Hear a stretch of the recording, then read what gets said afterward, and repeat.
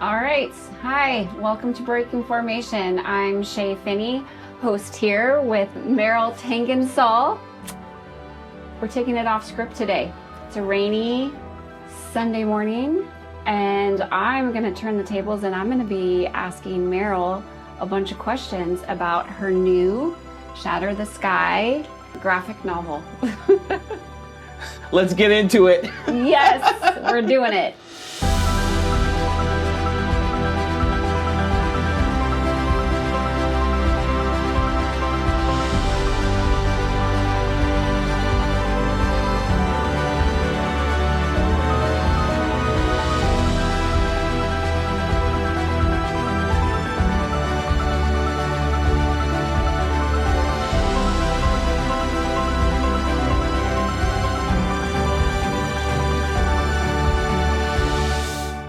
So I am super excited to talk to you about this. It's just been really cool to watch you for the past year and a half kind of put this all together. Has it been that long? So this idea for me has been, I will tell you, it's probably over 20 years ago. Wow. Actually probably 30 years ago, when I started flight school. Oh. Yeah, I had always, in the back of my head, I have a cousin that he's been doing artwork since I can remember, back when I was born. And I always wanted to do a comic book about a cool flying hero. Yeah. And so, yeah, I didn't know when it was going to happen, but one day it was going to happen. Right. Little did I know that my whole next 20-something, 30 years would culminate into this moment, flying U-2s and all that stuff. Yes. So tell me about the writing the book, the process, and what that was like for you. I know we have your novel, and then we have the graphic novella, which is the novella? Is that right? Yeah, I said graphic novella because it's not like manga where it's a graphic novel where it's like this big. It's small. Yeah. I like to say novella, but it's not like drama like people Right. speaking Spanish. Yeah. So tell me about that for you. You said 20 years or plus in the making. Yes. And then the last, year and a half in productions or so? So it was, probably about 2 years I'll say 4 years trying to find someone to do it because my book came out in 2021. So really the day my mom passed away is the day the book came out. Oh, wow. Yeah, so I don't mean to be a downer. It's okay. Yeah. But that was the day. So in 2021, after Tough as Nails aired, because I was on season 2, and the year before, I was working on developing the novel with the hopes that I would be on Tough as Nails. So I started thinking. Okay. Because I would not have done it if I was not doing the interview process. Really? Yes, because a lot of people wanted me to do it, and I was like, no, I don't think my story's interesting. You weren't going to write your book? No. Wow. Have you ever done an interview about your book? No. Oh my gosh. Okay. So maybe we should talk about that too. So Okay. Tell us briefly about, so the graphic novella was basically kind of born out of the book. Yes. So tell us about the book. It sounds like there was a lot leading up to that. So tell us about the book, and then we're going to go all over the place. So Yeah. great. So real quick. Good thing we have a good editor. So this is the book. Shatter the Sky. So it started when I started personal training. When I retired from the military in 2017, I decided to become a personal trainer. I was doing some speaking before I left the military. I knew I was pretty decent at it. I did one big one up at Idaho where it was like 700 women during a women's event. The feedback was incredible. Like I came, like some people were on the verge of tears when I told my story.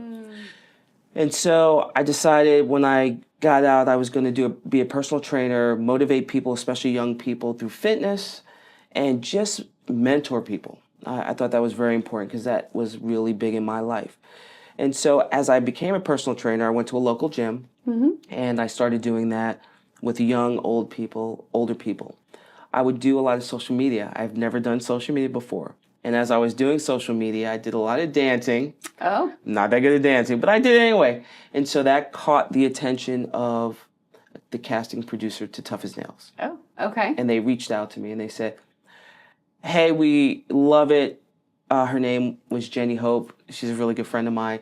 She saw me dance. She thought it was funny. And then she did a dive into my feed and saw that my first post was me post-retirement. And she's like, oh my gosh, this is a retired colonel dancing. Wow. That's awesome. Yeah, so they reached out and I said, yes, I'm interested. And as I put in my application. And then when I did that, it was like, ooh, if I get picked up, maybe I can piggyback on that for a book and then continue on. So I started thinking, how do I leverage this? Right.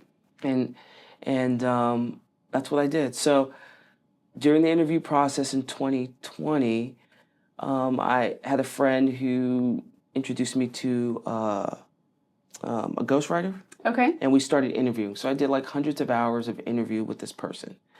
I got picked up as a finalist for the show, went out in the fall to be a finalist. I got picked up for the show, did the show, came back around wintertime, and something happened with that particular ghostwriter, decided not to use that individual. And so I was like, wow, I have all these hours of interview. I don't know what to do. But then I reached out to another good friend of mine whose brother I knew was a writer. He had done, he did screenwriting, he did marketing. Mm-hmm. He also loved military history. Okay. Because I met him several years before. Reached out to him. He had availability. I asked him to ghostwrite the novel. I sent him hundreds of hours of the interviews, which I had good interviews. And so he said, I got it. Let's go. And within 30 days, we came up with a manuscript. Wow. That's crazy. Yes. That's really cool. So we went back and forth. He started it. He's like, we're going to do it in 4 chapters. Girl from the Bronx, which is in the book. Girl from the Bronx, gold wings, because I was in the Navy, silver wings, because I was in the Air Force in the next mission. Nice. And so we did that. I had a manuscript.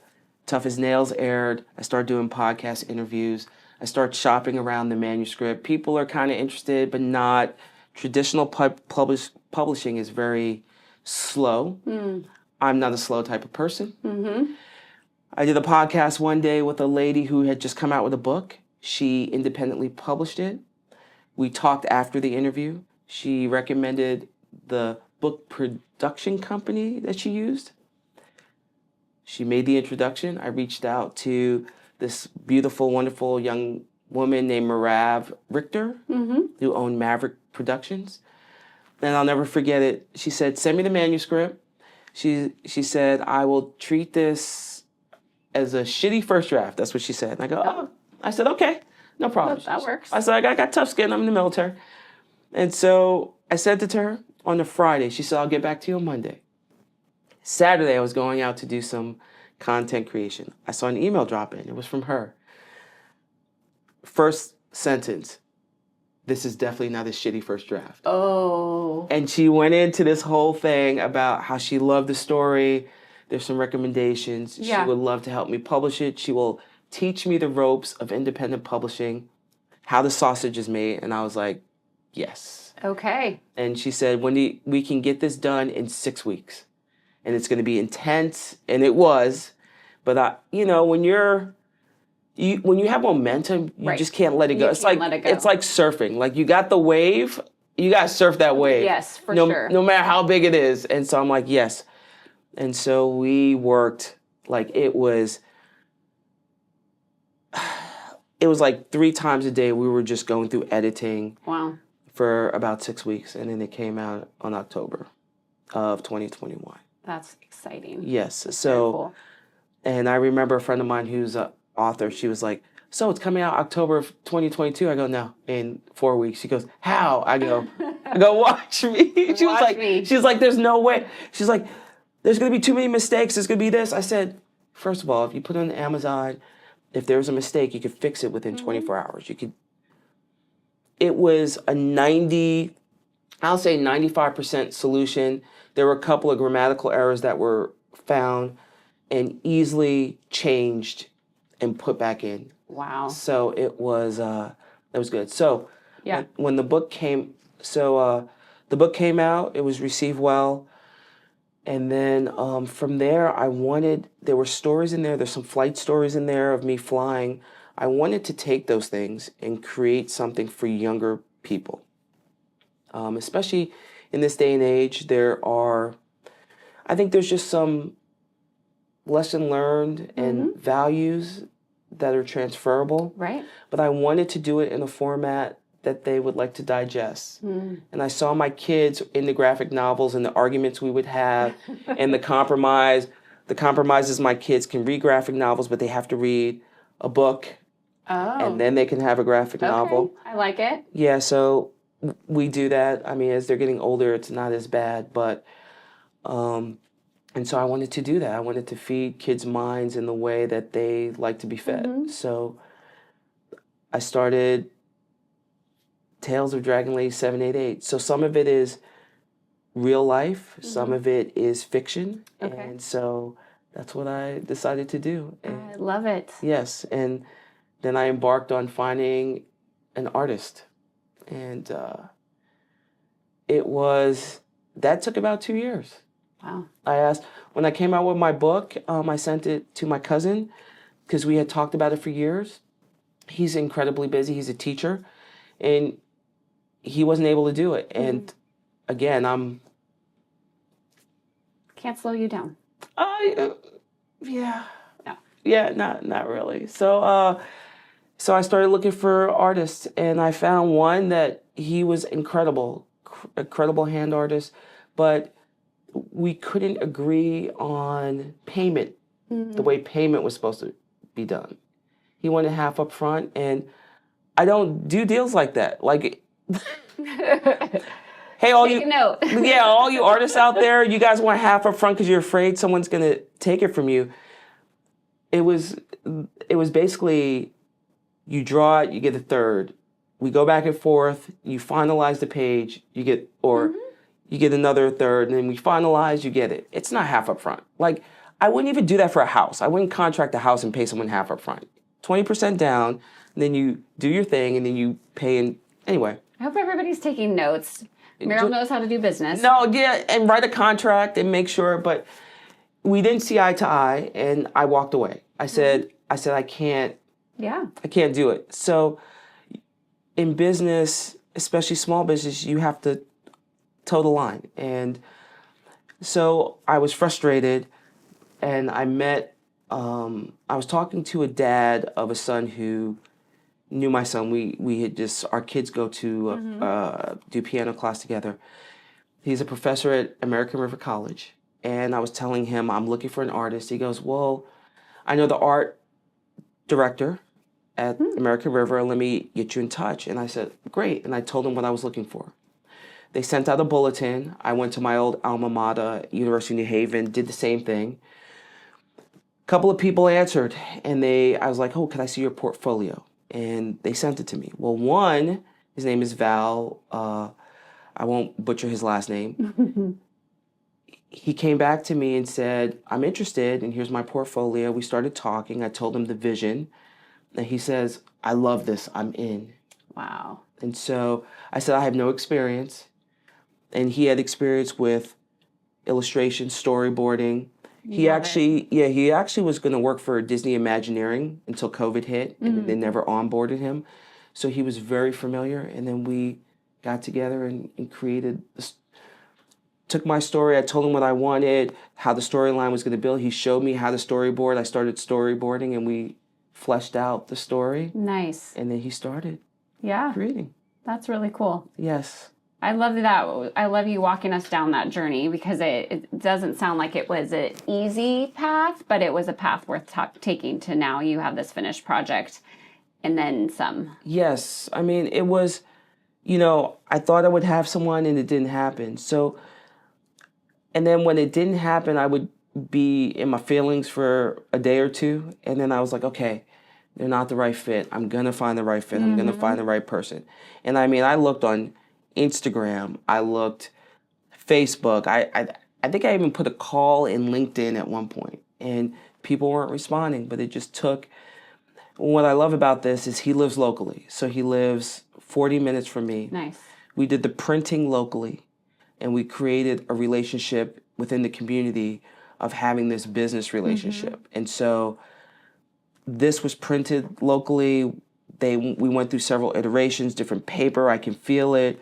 And it was really a nice process that we have now, we've codified into when we do more of these, which we're going to do. Nice. Yes. I love that. Yes. What do you think the biggest lesson for you writing either the novel or the graphic novella for you has been? What is the biggest lesson? What is the biggest lesson? Persistence. Oh.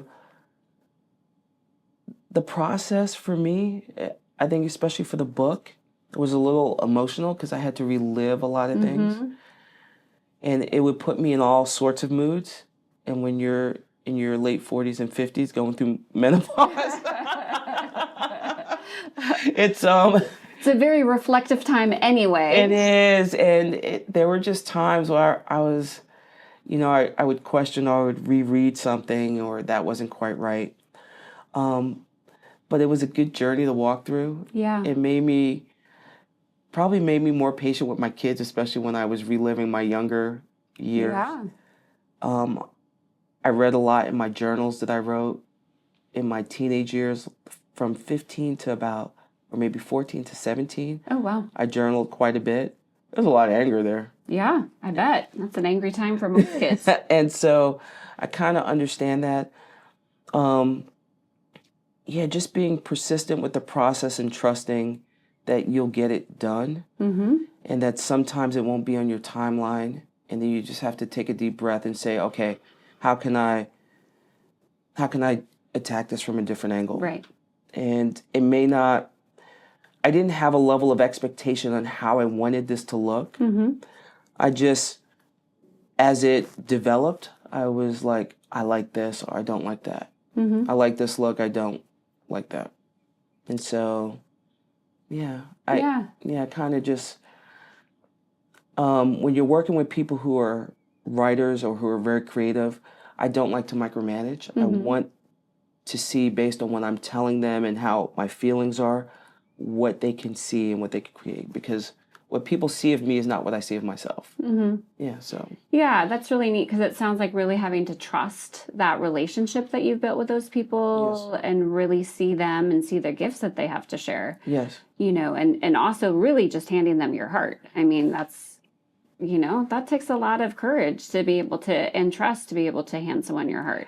Yes. So like when I did the first one with the first ghostwriter and it fell through, and I understood they weren't in the mental headspace, but it was still disappointing because I'm like, I shared a lot with you. Yeah, you build a relationship. Yes, and it was like, it was a relationship. Not that we were dating or anything, but it was like, it was an intimate relationship, and I'm like, oh, you dirty, dirty dog.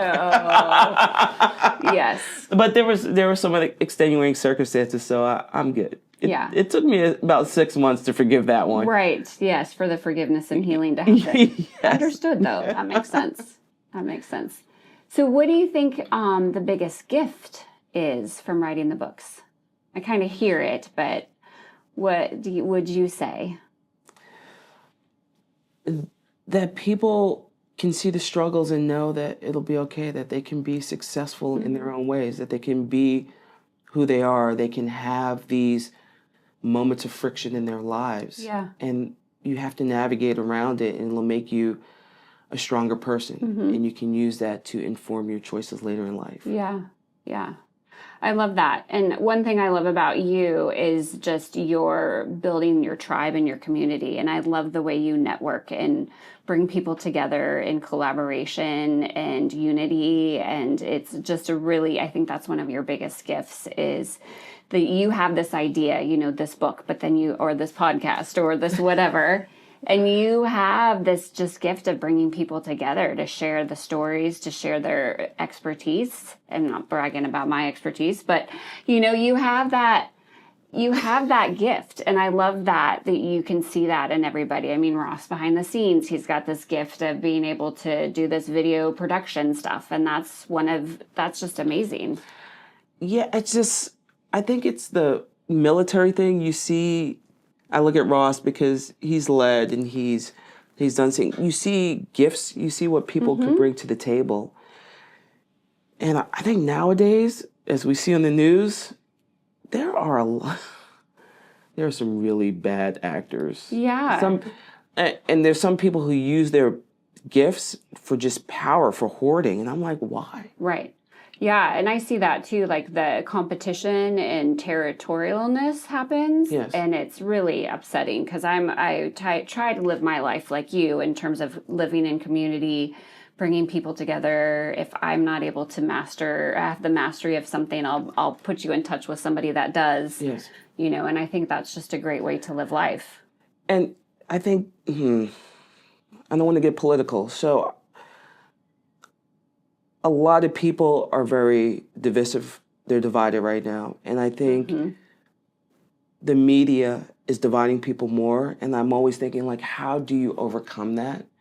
And I think one of the biggest ways you do is by building community. Right. I agree. And so for me, it's like we've got to build trust around each other. We can't let the algorithm split us up. We can't let the algorithm divide us, or make us hate in a way, or have this stewing with us.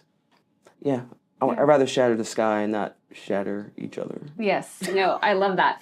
And I think that's like when I read the graphic novella, there is that connection, and, you know, I won't ruin the plot line or anything like that, but at the end of the day, you guys all came back together. Yes. You know, and I love that. Even though there was some diversity in the theme of the book, you guys came together at the end of the day to accomplish the mission, which was really awesome.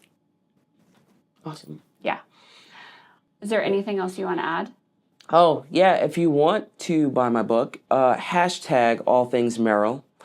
It'll take you to my Shopify account, and it's on Shopify. We're doing this independently. So, yes. And there are limited editions available now. If you buy it, it'll be signed by myself and Val. But by the time we air this, there'll be unlimited editions probably. So buy it anyway. Yeah, buy it anyway. Yes. And like and subscribe.